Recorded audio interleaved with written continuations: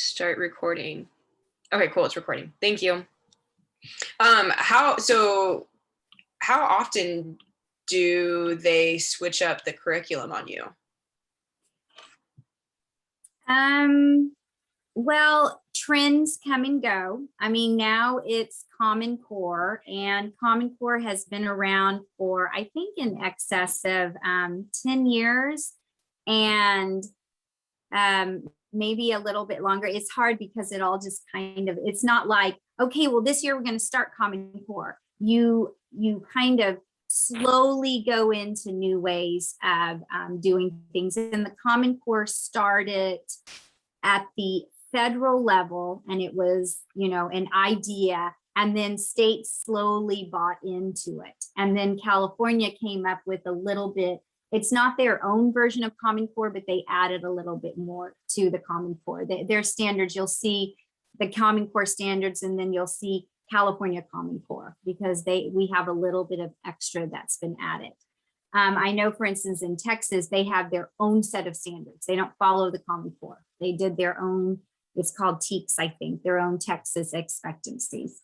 But when that happens, I know when my district finally was accepting of the Common Core, we were like, well, we need new curriculum. We need new curriculum. And they said, well, we're just going to wait a little while before we get new curriculum, because you've got to give the publishers time to really understand and develop a really good program. And some of the districts that got new curriculum right away, I had been told, they were a little sorry that they had done that, because, as something is in use more, it tends to, all the little things that didn't work in the beginning tend to work themselves out. And so we waited for a really, really, we waited for a pretty long time using our old series with the new Common Core, which really didn't match. But it used to be that a district would get new curriculum every 7-ish years. Now it's been a lot longer. We had our old curriculum for probably, I don't know, a dozen or so more years. It was long overdue, but the change from the old standards to the Common Core standards was pretty severe. It was really a big difference. It was probably the biggest difference I've ever seen.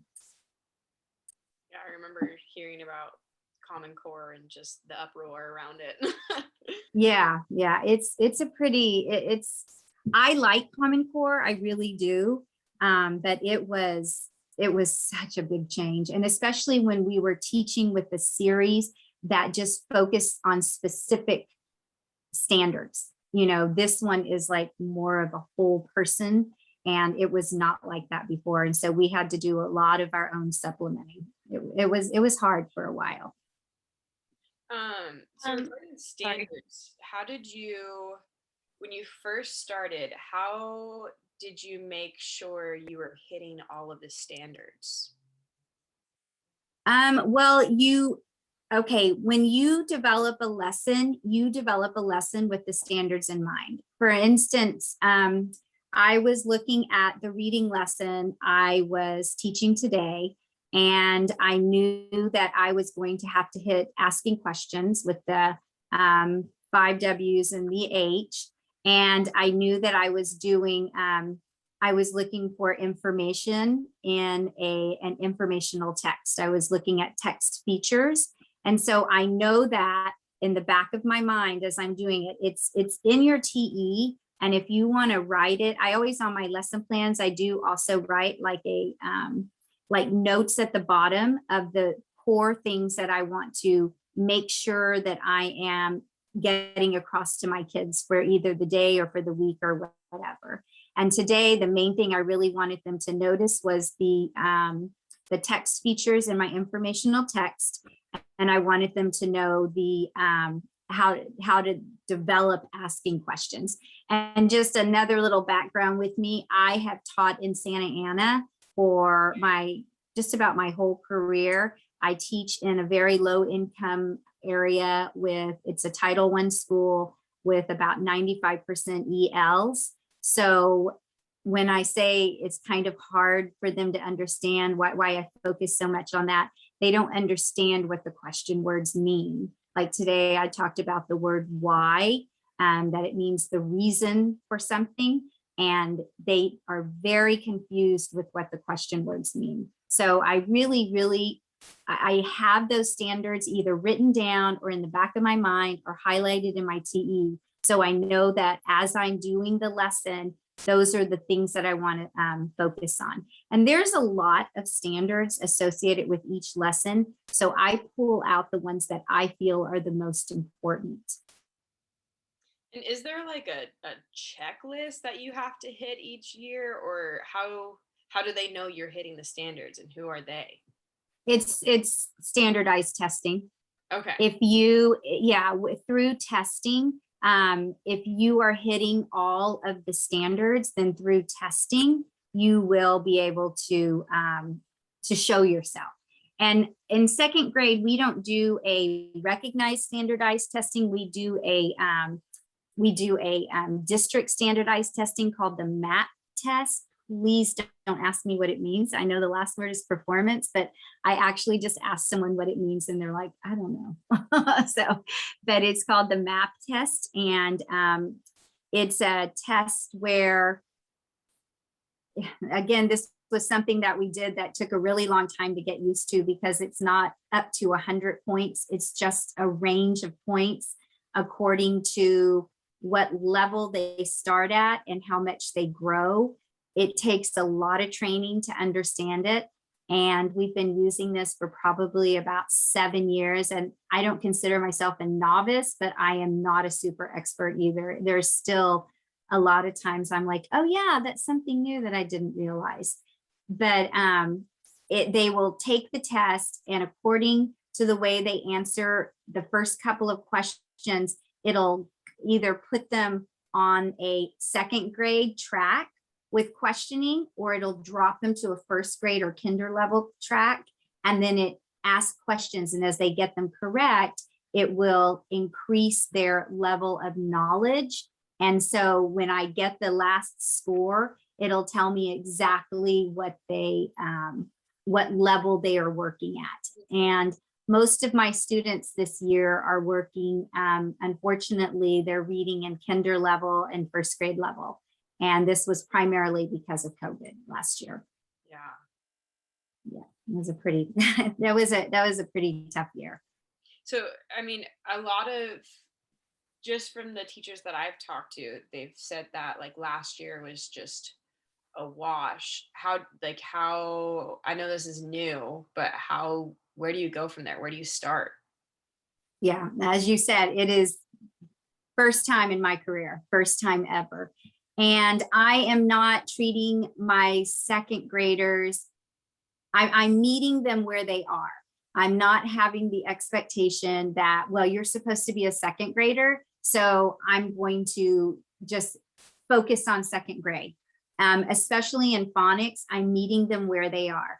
Now, that doesn't mean I'm not exposing them to second grade material, because I am. The curriculum I have that I've been given is for second grade. So I am meeting them, but I have a lot of scaffolding for them. I am, I stop a lot during a lesson and I talk about parts of the lesson that I know that they did not get last year. So I think the most important thing is you meet your students where they are. But you don't water down too much either, because I have my expectations, but I'm not going to require them to read a text that is a 2.8 text, second grade 8th month, when they're reading at a kinder level or a first grade level. So for instance, today when we were reading a text, I'll read to them, then we'll read together. And I primarily want them to get the sight words, the basic sight words. So as they're reading, I'm listening for them on the basic sight words. And then the words I know that they're not going to know, I will just say those words a little louder, and then they'll pick up on it for our choral reading. And then I'll also do something where, for instance, today I threw in a quick little mini lesson on pronouns because we read a text where I noticed that the word she was used a lot. And so we had just talked about pronouns last week. They had just been introduced. And so I showed them the word she, and we reviewed, well, who is this talking about? And so I throw in little mini lessons at any opportunity I can get reading. And this was completely off script from what the lesson wanted, but it was a great way to kind of, put the pronoun buzz in their ear again. That's awesome. That's kind of like the thinking on your feet. Yeah, teaching that is teaching, but that comes with experience. And I would say when you learn, like when we first started our series, I did the series exactly, even though I'd been teaching for, way, way many years, I did the series exactly the way it asked me to, because I'm really good at teaching on my feet or thinking on my feet like that, but I wanted to know exactly what the expectation was. So that's exactly what I did. But as I said, if you know what the standards are in there and you know what you're trying to follow and what you're trying to achieve, then it's really easy for you to see something and be like, oh yeah, here's a perfect example of some, a WH question that I can ask. So the other week or whatever, you're telling me how Instagram has just all these different teaching pages and resources and stuff that you never would have thought of. What are other good resources you found along the way? Well, just, talking to other teachers, I think one of the most important things is to be able to accept help when someone asks you for help or offers you help, accept it, and to always share your help too. Because when I started teaching, I was telling you, there was no such thing. Of course, there weren't even computers back then, but there was no such thing of any kind of social connections besides physically being with somebody or going to the teacher supply store and buying a book from a publisher. And I just think y'all are so incredibly lucky to have your social media. You have your blogs, you have your Instagrams, you have your Facebook groups, you have Pinterest. You have so many resources that are available to you. And I use all of those. I think y'all are so lucky because y'all are much better using them than I am. And I think you're so lucky to have those. I would definitely utilize every single social media source that you can. And Teachers Pay Teachers is a gold mine. I have spent number of dollars on it. I don't want to say, but there's so many free resources on there also. And just looking at the previews of them and the examples will give you ideas. If you're not going to go in and buy anything, grab a free resource. Look at the paid for resources and pull your ideas from there. Like, oh, I didn't even think about that. I can do that. I'm just at a time in my career where I'm not creating anymore. I've done that for 30 something years. And then if it's there, I will just go ahead and use it. So that leads to my next question with like time management. There's especially starting teaching. You're coming up with lessons from scratch, and like, how do you manage your time, have a life, not cry every day? Well, yeah, well, you don't know, I'm just kidding. You will learn how to. First of all, you don't have to come up with these lessons by scratch. The series, I'm positive that your district will have invested in a really, really good series. And the series pretty much, they're scripted, they're paced, you have a curriculum guide at the district level. And like my district in particular, they tell me exactly what to teach and when to teach. And so for a new teacher, that is perfect because that's what you need. You don't have the timing down. You don't understand, what you leave out and pull in. but that gives you that with whatever district you're with. Time management is the biggest struggle with teaching. I have problems with it even nowadays, because we all know, you're all in the credential program, it is extremely life consuming. When I'm in my school year, I can't really go anywhere without thinking, oh my gosh, I could use that with my students. Or, oh, I'm going to buy these pumpkins because I'm going to use these in October with my students. You're just constantly thinking about your class. But my advice is, make sure that you balance everything, which is a lot easier said than done, but make sure you take time to exercise, make sure you move every day. The thing that's best for me is I'll work up until when an exercise class starts, and I'll go exercise, and it just completely releases all of my stress and tension for that hour from the day. And then I'll come home, I'll make sure I eat a good meal, and then I will sit down, and I always watch a TV, some kind of Netflix show or something with my husband. And I will admit, I usually have my computer in front of me and I'm grading papers or I'm doing work, but I'm not 100% consumed. At least I'm getting a little bit of extra. And I do turn off everything at 9 o'clock. And that's a new rule of mine, because otherwise it is extremely easy to get consumed with it, especially if you're super passionate. It's just like there's always something to do. I always consider it like shoveling snow while it's snowing. You're just, is always something to do, but it gets done. It will eventually get done. And the way I prioritize my day, at the end of my workday, I will clean up whatever I need to clean up. If I need to hang something up on the board or just straighten up or whatever, then I'll prep for the next day. And then I'll hit my list of things that need to be done. Oh, I need to contact this parent. I need to, I need to do a cost form for this child. You know, I do have my list of things that need to be done, but I don't try to do the entire list every single day, because you can't. You will never get sleep. You will burn yourself out. So make sure you keep balance through, you know, healthy diet, exercise, relationships.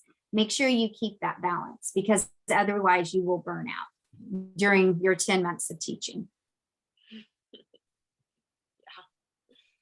Yeah. Isn't that so much easier said than done? I know. Burning out of this program. Yeah, but just hang on. You know, that's the thing about teaching. There's always an end. You know, there's always an end.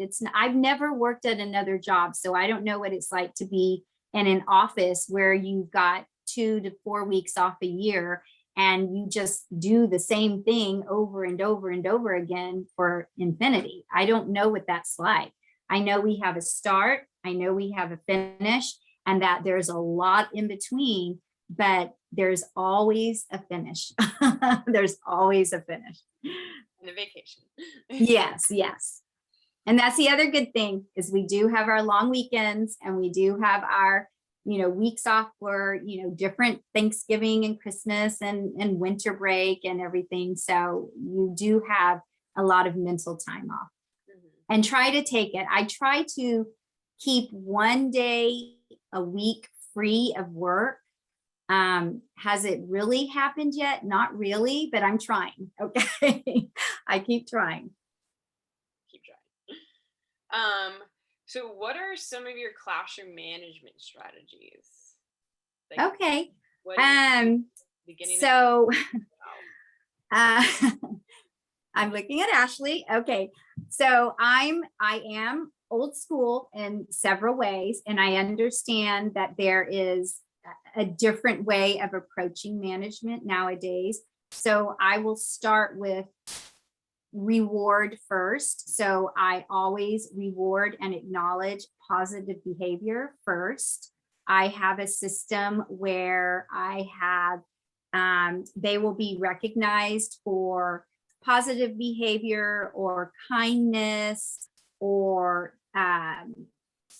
helpfulness, and they have a clip that they can move up and show everybody. They're all ready to learn, and then they can always clip up. And I do give it's called Miller Money. I give Miller Money for this, and they're able to purchase things like this year. I just started something that I saw on either a blog or Instagram. They're called little desk pets, and they're these little erasers. Have y'all heard of the desk pets? Yeah, and they're so cute. They're little erasers, and they can buy one and they keep it in their desk, and then they can buy food for it and they can take care of it. They can buy things that are like lunch with the teacher. They can buy lunch with me. They can buy where they can go and choose their seat for the week, and they can sit in another space. I'm having trouble hearing you. Sorry. I don't know why my watch does that. Sorry. They can buy a seat for the week. They can sit with a buddy for the day. They can get, I have a deal with my next door neighbor. They can get an extra recess. If they can buy an extra recess. So I try to give them things that are important to them. And I try to give them things that are important to them that aren't necessarily a monetary thing. Like they're not buying a toy or something like that. I think it's more of a thing where they can do it with other people. And I do really, really try to really show the positive behaviors, especially when it comes to kindness and helpfulness towards other people. I really, really like to show that off to the class. That's fun. Yeah, I've heard about those. I think it was from you that I heard about the desk pets. Yeah, and that's such a great way. They're so cute. I know. We're gonna have our first purchase this week, and I'm excited on Friday. So do you do anything like, so I've heard of some teachers dedicating like the first 2 weeks to just straight classroom management. Let's get routines down, and you're not necessarily like, you're not getting much learning other than just let's get the feel for the classroom. Do you do the same kind of thing? Yes, definitely. Actually, the first whole month of school is called review and routines, and it's just where you're reviewing things they've learned in the past and then routines of your classroom. So we probably went over the rules 1,000 times within the first month of school. And then every single month I review the rules just to make sure, and we review them in different ways. I'll have a pocket chart, and they'll be putting, they'll have to divide the rules into thumbs up and thumbs down rules. I'll give them a sheet, and I said, pick out your favorite rule, explain it to me and tell me why. They'll have to write that out, and they'll have to illustrate it. Or I could, we'll do a role playing where we'll have someone act out the wrong way, someone act out the right way. We'll have two people interact together, or I'll do it. I will act out something, and they'll have to tell me, is this wrong or is this right, and why? And how do we take a behavior that is not one that we have in the classroom, and how do we make it the correct behavior? What would you do to make it correct? So review and routine is always at least the first month of school. And that's just kind of a known thing, especially after COVID, because my district never went back. So we were virtual all year long. We have a huge, in my district, we have a very huge thing of summer slide where students are not exposed to anything educational for most of the summer. And so the review and routines is extremely important for as long as it takes. Sometimes it can take the whole first trimester. There is new learning going on, but there is a major, major push on reviewing and remediation during the first trimester. So is that just kind of like meeting your students where they're at and seeing if they're ready to move on? Exactly. Yeah. I would say that's probably the most important thing. And when I say meeting them where they're at, I don't mean, I think I've already said this. I don't mean to lower your expectations of them. You still have expectations of them to learn, but you have to be realistic and you have to take into consideration who they are, what their background is. Because, you know, in where I teach, I mean, it's a high poverty level and there's not much English spoken in the home. So I have to understand that they're not going to get the help that they need at home. That this is going, everything is going to be pretty much self-learned for them in the classroom with me. Or once they go home, it's going to be have to be self-motivated for them because they don't have someone to read books to them at night. So everything has to be, everything comes from me. I'm pretty much what they have as a leader of their learning. And then I want them to take some responsibility when they go home. Okay. Last question I have, and then I have a couple questions from some of the members. Oh, well, I guess I have two more questions. How do you deal with difficult parents? Or do you get difficult parents? I'm sure you've had experiences. Yeah, I've, you know, honestly, I've only had, honestly, I have only had, I think, two difficult parents in my entire career. One of the things that happens, it's kind of a known thing once you get teaching that you teach in a high EL, lower income district like mine with a lot of Title I schools. You don't have a lot of parental support, therefore you don't have a lot of parental involvement. But then on the other hand, you teach in a district where, you know, you have very capable students who just shine and just take off and learn a lot. You usually have parents who are, you know, they're highly educated. And so a lot of times they feel that they know what's best for their child over what the trained professional does. And I haven't had that experience. I have the opposite where I don't really have parents who are involved at all in the classroom. Now, I will tell you, being inside each of my students' homes last year, every single day, I did have several parents who were right on the other side of that computer listening to every single word I said. And they would call me out on things that I'd be like, really? That you're upset because of that? I mean, they really critiqued me. I didn't know. That was wild because I'd never had that before. But I mean, you have to stay calm when you're talking to the parents. If it gets to a point where you're uncomfortable, then I always bring an administrator in. You know, refer to them to go to the office and talk with you and the administrator. But you are the professional, you know their child from your perspective of being their educator. And you make sure you always have data to back up everything that you are talking to them about, because you cannot dispute the data.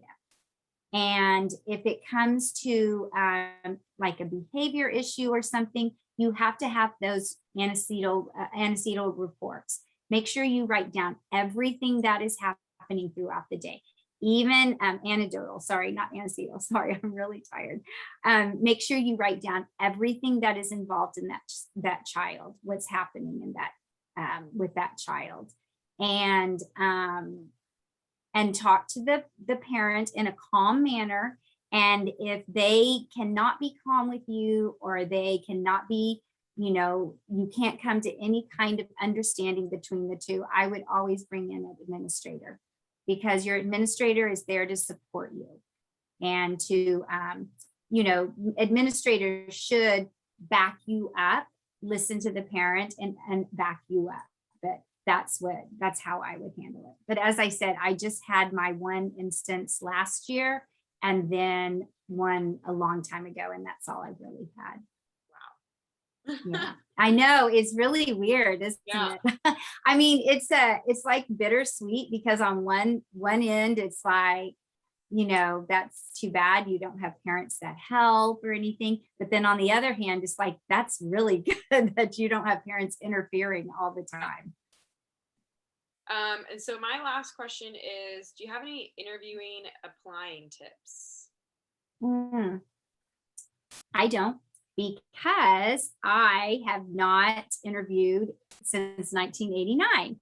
Um, so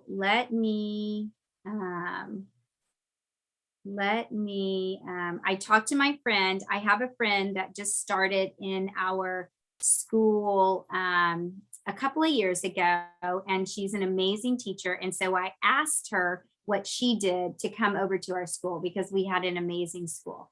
And she said, I made a packet for each member of the interview panel that included a short introductory biography paragraph. So each person on the panel, her professional achievements and credentials, my community involvement, and what I was looking for in a matching school environment.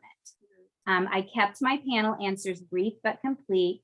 And then she added pictures of her room environment, and she also included her students' growth with test scores, her DIBELS and math. Just, as I said, everything is very data driven, which I'm sure you know. So when you're you won't have any data, but no, that's true. I didn't think about that. But you won't have any data. But I would definitely keep any kind of activities that you do when you do your full-time student teaching. I would keep student samples of them and take pictures of anything that you create or even anything that you do. For instance, if you do a play with them or something, a class play, a little reader's theater, take a little short little video of that. And anything like if you're teaching one thing in math and you're teaching it through the entire unit, then I would do at the end of the unit, you can show how they did at the end of the unit compared to the beginning of the unit, any kind of examples you can take in of what you have done. Okay. That's great. But as I said, I haven't interviewed since 1989. So I'm sure it's a lot different right now than it was then. And we have another meeting with I think two principals, so we can hit them with that question. Yeah, that would be a really good source. Oh, good. That would be good. I have a couple questions from some members. So Ivy was wondering, what was the most surprising or even stressful thing to you during your first year of teaching? My first year of teaching, I was in Houston. I still lived in Houston, and I started in first grade. And the most surprising thing was that was the way the school ran their classes. They were completely departmentalized in first grade. So I only I taught grammar and I taught science, and that's all I taught. And I had not done my student teaching in that way or anything. And I was like, wait a second, I don't teach everything. I'm elementary. I see all these different classes. I think we had like 8 first grade classes. And so I didn't really ever get to know my group of kids, my homeroom kids. So that was very surprising. So the thing is that you never know how a school is run. You assume it's going to be run the way you're familiar with, but it may not be. So you need to make sure that you're very flexible and open to whatever way they choose to run their school.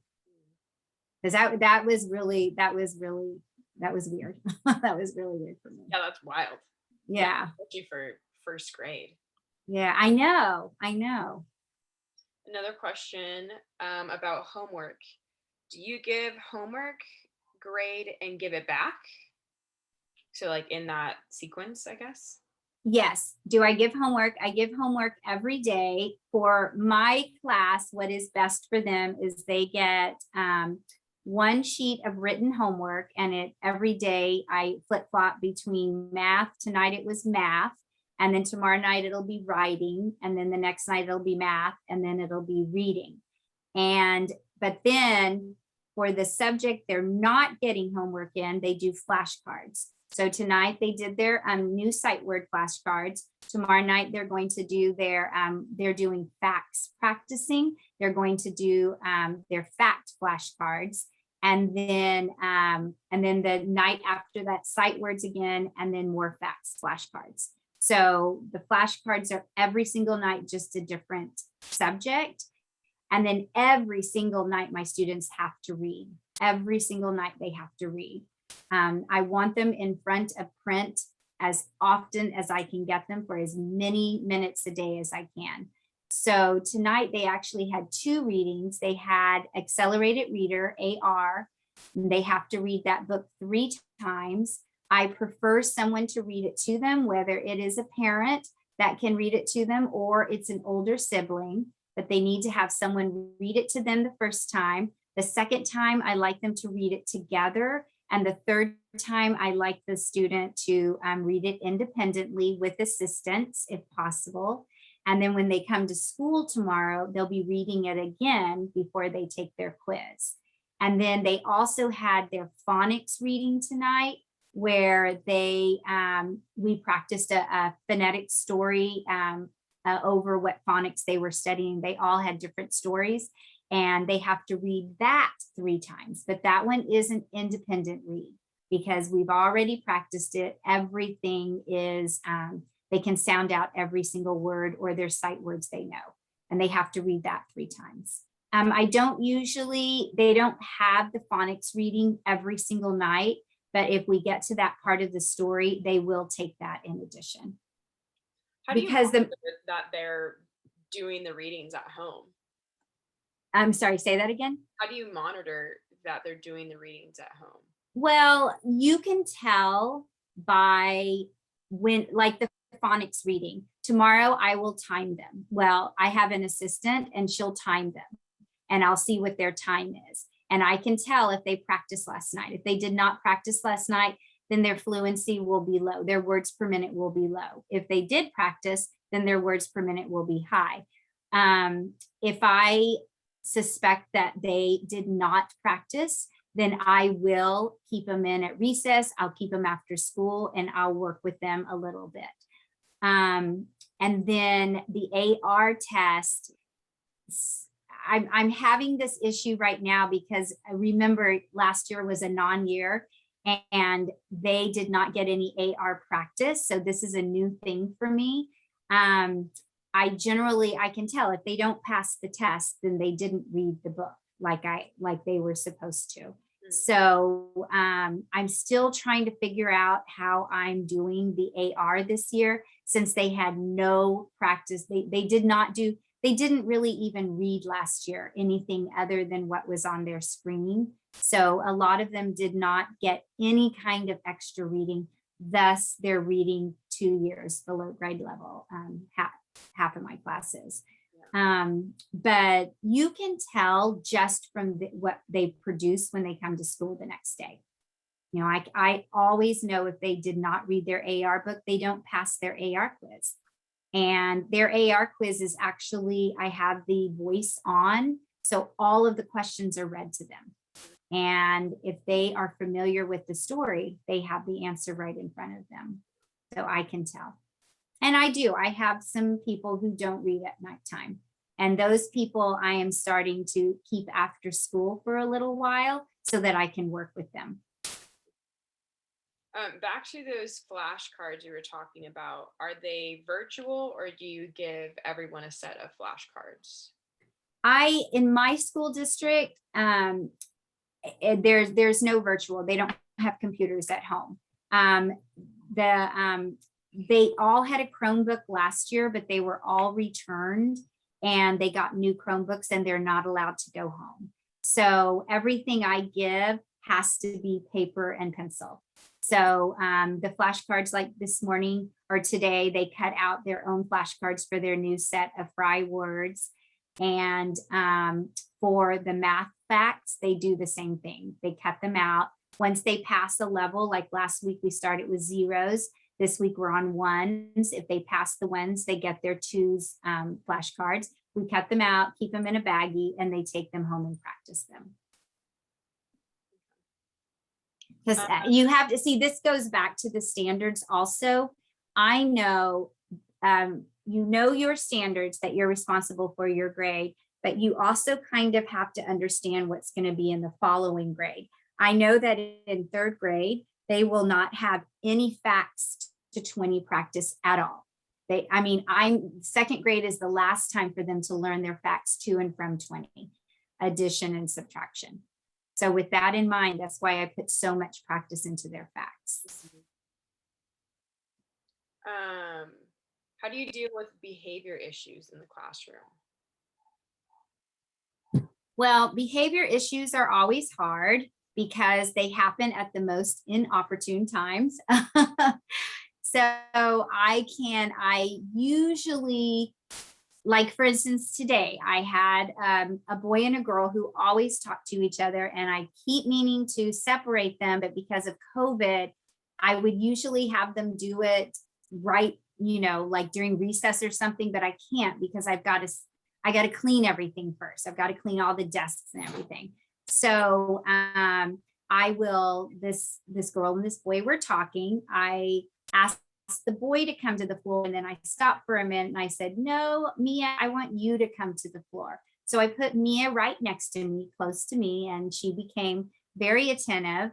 And he became attentive also. And then I also pointed out how other boys and girls in the class were, thank you for being, good scholars today and doing full body listening. We did this thing with full body listening. And then when I had people come closer to my screen, my TV screen is huge, but we've got shields on our desk right now, and they're very difficult to see through. So I do have to have people come to the floor, and I tell them, just keep a teacher between you, because I'm trying to keep them distance, but they have to see the TV. But when I did do that, now Mia has started talking again. She's being distracted again. So I reminded her that she needs to focus on me. And then I used an example. So I try to do it by example. And if the behavior problem continues on, I have a conversation during a break with that person. And if it continues on again for like a third strike, then I will contact the parent. And I also, I haven't done this year yet because writing is still a struggle for them. Last year, most of them never wrote. They did a little bit of typing, but they never wrote. But I do have a form that they have to fill out, and they have to tell me what rule they have broken, why they think they broke it, what they could do next time. And so it kind of directs their thinking from, oh, I broke this rule, but this is what I could have done instead. There are other ways I can react to this situation. And, you're always going to have, social people. Second grade, they're really starting to come out in their socialness. So you will always have social people. It's just mainly the chit chat that goes on that, that gets really difficult sometimes to deal with. Yeah. But I just say, I try to do everything in a positive approach, with good models of good behavior. I appreciate that. Yeah. So I have a little long one. It says, I know it must be very hard to get parental involvement in a Title I school. I know that there also might be language barriers with some families. What are some methods or strategies you have in place to make families feel welcome in the classroom?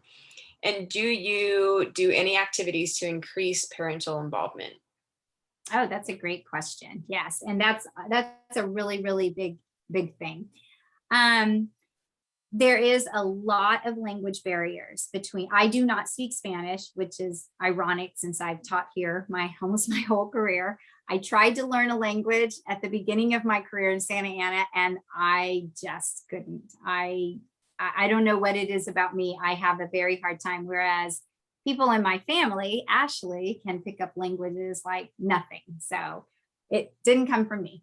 But anyway, we have something we use called Parent Square that is a messaging platform that the district purchased last year.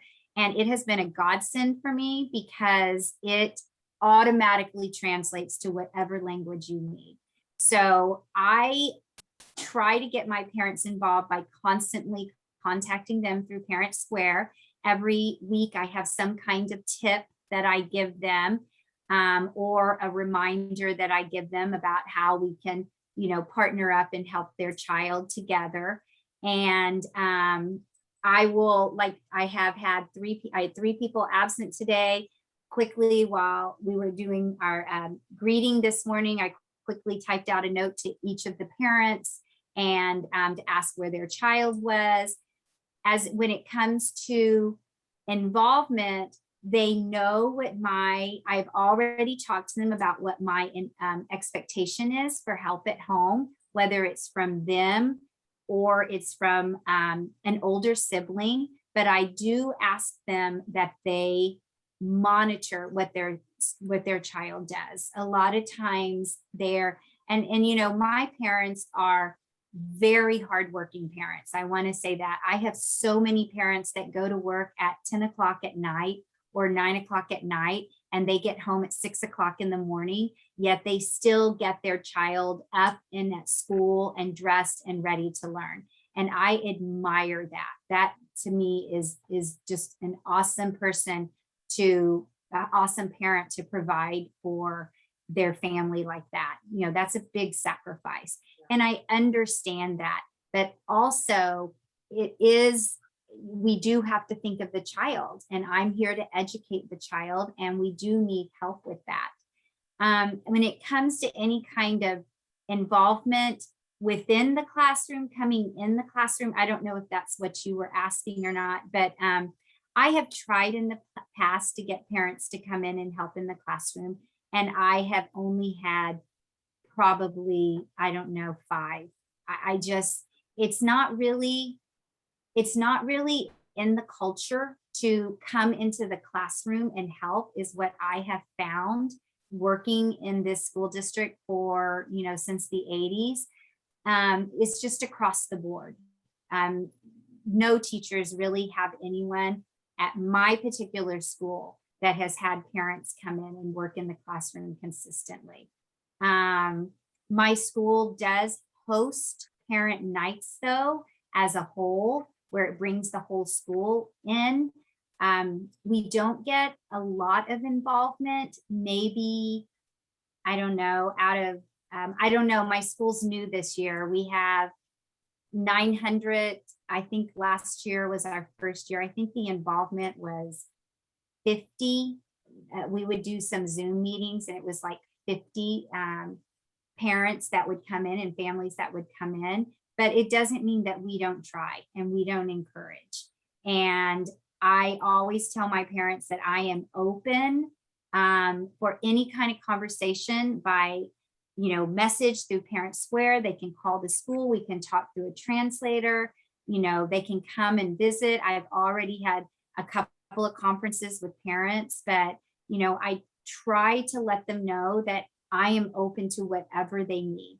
We are working together as a partner. And I think that's the most important thing, is to have the parent feel that they are a partner in this educational year with their child, that they're not just, that I'm not up here and then the student is here and then they're down here, that we are equal partners. And I really, really, through different communications on Parent Square or letters or conferences, let them know that we are actually in this together, because we both want the same thing. Yeah, that's great. Yeah, I'm sure that's a difficult one.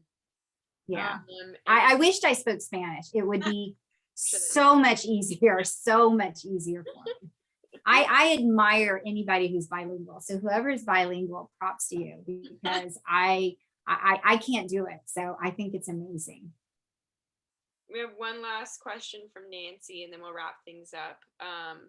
What do you do if you suspect one of your students may have a disability, for example, learning disability, ADHD, autism, etc.? Okay. Yes, I have one this year. I have someone that has, I'm suspecting a very big processing disability. Um, each school district has a process and you have to follow the process. My school district, we have to wait 6 weeks. And during that 6 weeks, we have to try different things. And for instance, so with this one student, I work with her. She's in a small group with me. She works one-on-one with my assistant when my assistant is there almost on a daily basis. I will give her a little bit more, like if I'm walking the room, I'll make sure I always go to her desk, always. I also, for instance, we took a sight word test today and from our sight words last week, because I didn't get to it on Friday. And she doesn't know her letters and she doesn't know her sounds. And we've been working on just the letter sound. So I told her, for every word I say, I want you to listen to the first sound and I want you to write down the first sound you hear. So that way I am going to be able to tell when I can finally fill out the cost form next week. I can finally tell if she is even able to recognize sounds. I'm thinking she has a phonological awareness issue also. She can't distinguish the sounds. And once we fill that out, this is a new process, so I'm trying to remember. I actually brought the paperwork home today to review it. But once we fill that out, I think the next thing we have to do is we have to come up with a plan on that, and we have to wait another 4 weeks of implementing this plan. And then we go to an SST, a student study team. And that usually involves the teacher, the parent, a principal, and then either a speech teacher or a special ed teacher. And we come together and we have a meeting and we come up with a plan for the problem that I have noticed with the student. And when I go to this meeting, I have to have all of the data. So, I have to make sure that I have her fluency. I have to make sure I have any phonics tests. I have to make sure I've noticed anything in the classroom, and I have to bring all of this data in, and then we discuss what to do next. But yeah, I actually have that with 3 students, but one of them is really, it's to me, it's a very severe problem. The thing that is kind of muddying the water a little bit is that she was in a bilingual program last year and her parents took her out and put her in an English only program this year, a complete immersion program.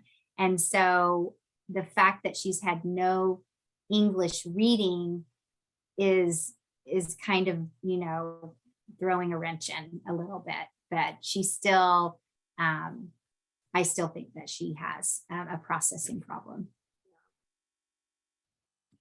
Well, that was the end of all the questions. Thank you. Okay. Sent you the ones that I had, but we had some. I opened it up for people to shoot out. Okay.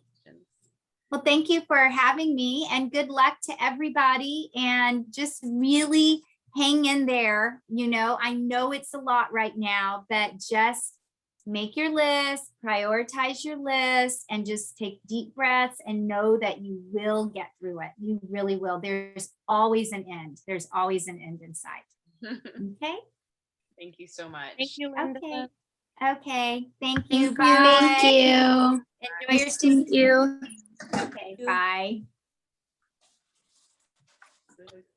Well, thank you everyone for showing up. You have a great night, and we will see you at our next event. I don't have the date on hand, but it's going to be grouping. Bye. Bye. Thank you.